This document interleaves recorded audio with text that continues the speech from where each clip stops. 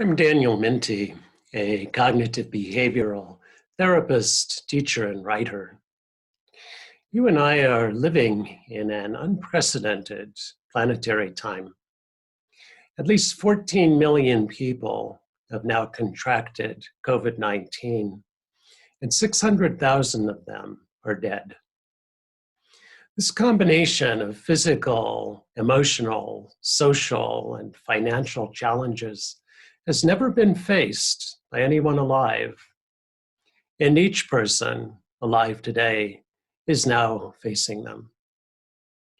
People of a particular age, that would include me, and people with underlying health conditions, that would also include me, face a particular danger. And all of us have friends and family members in one or both of these categories. Ongoing traumatic stress disorder has been proposed as a description of COVID's extreme threats to life, health, financial security, housing, nutrition, personal relationships, and the very fabric of social life. Ongoing stress brings with it both emotional anguish and suppression of the body's immune response. These two conditions can amplify each other, leading to emotional overload, compromised immunity, and a sense of helplessness and hopelessness in the face of the crisis. Drug overdose deaths are currently soaring in the United States, another tragic toll of the pandemic.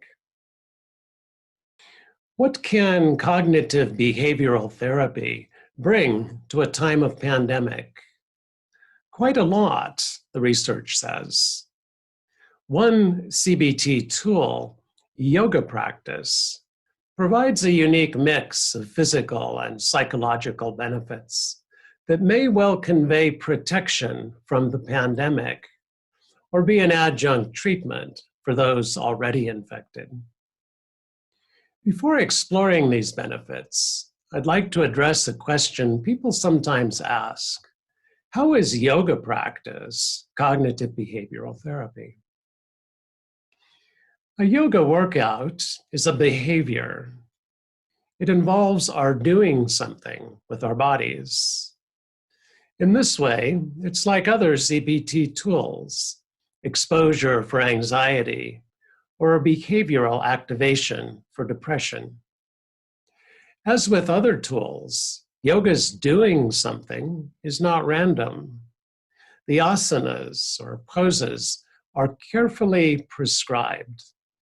One engages these behaviors in a particular way to get a particular effect.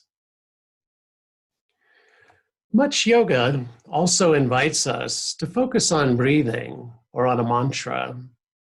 Such focus is a cognitive intervention. Engaging our brains in this way, we lock out the negative thoughts that drive anxiety and stress. These negative thoughts are sometimes called cognitive viruses, as they trigger the same inflammatory response in our bodies that COVID and other physical viruses do. Perhaps you can now see how yoga practice is both a cognitive and a behavioral intervention. While yoga's physical and mental health benefits have been known in India for millennia, only in the last decades has Western science begun researching these benefits on its own terms. Today, I searched PubMed, the National Library of Medicine's database of research studies, for papers on yoga and mindfulness practice. Mindfulness, as I've noted, is one aspect of yoga practice. My search turned up 30,000 published papers. A particular review caught my eye. It appeared last month in the Journal of Alternative and Complementary Medicine. In it, MIT's William Bushell and his co-authors examine data in support of the protection yoga and mindfulness practice might confer in a time of pandemic. I'll summarize a number of their findings and provide a link to the full text at the end of this video. The paper begins by noting the growing body of literature documenting yoga's anti-anxiety and anti-inflammatory effects. It reviews studies focused on yoga's immune effects relevant to improving lung health and reducing viral susceptibility. These studies suggest yoga's benefits may extend to broader neuroimmune systems, a particular benefit when addressing a systemically dysregulating disease like COVID-19. Inflammation is also implicated in a wide range of physical and mental disorders, including anxiety, PTSD, infectious diseases like COVID, cardiovascular illness, and dementia. Yoga's anti-inflammatory effects might convey broad protection against many disease processes and position it as an adjunct therapy for patients being treated for these disorders.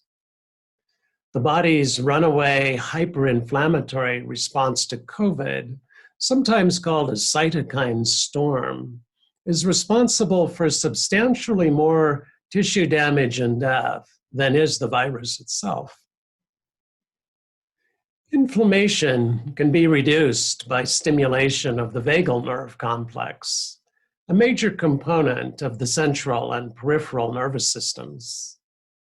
This complex also controls responses to psychosocial stress.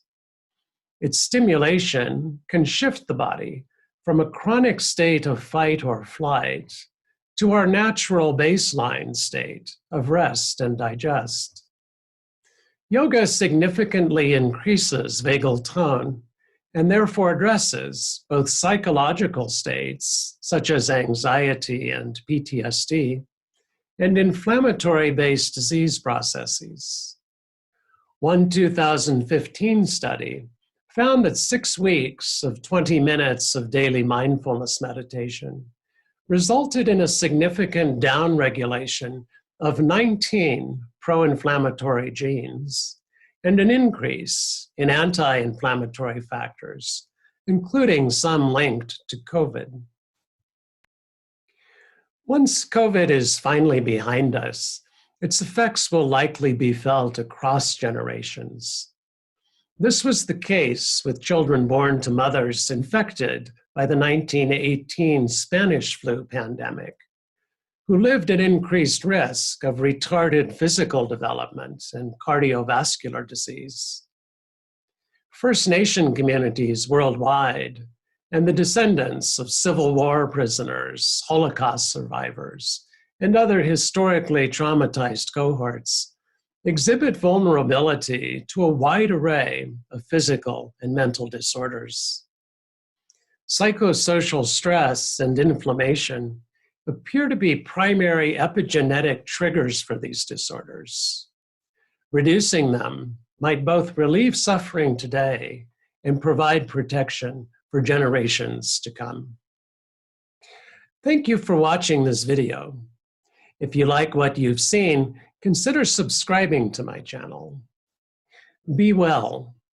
I'll look forward to reconnecting with you soon.